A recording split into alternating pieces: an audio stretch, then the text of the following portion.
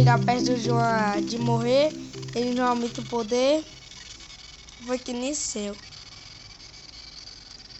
E eu vim perceber isso depois de tanto assistir o episódio.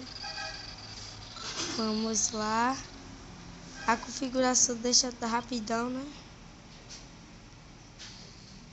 Vou acelerar aqui. Eu nem botei Super Saiyajin porque eu não quis.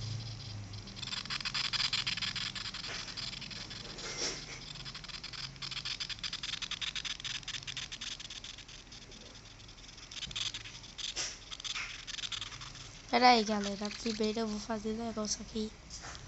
Eu acho que é alguma coisa assim que eu marquei. Eu acho que é modo excessivo. Tem que desabilitar. Tem que desabilitar modo excessivo porque ele não presta.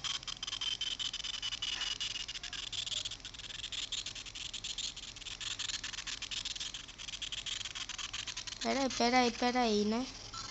Pera aí. Eu acho que é alguma cor que eu marquei. Aqui, ó. Aí. Tá dando lag ainda, né?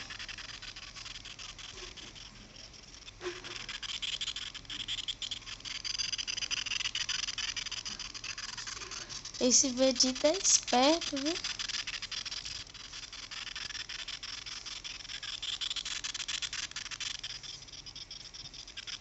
Filho da mãe.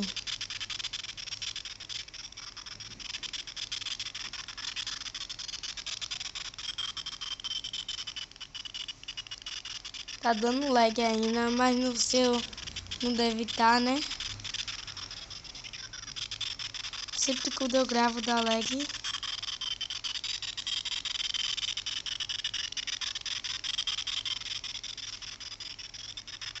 Pera aí, deixa eu... Bora ficar no mesmo nível, velho. Pra se transformar em Super Saiyajin Select. Agora tá com medo, né?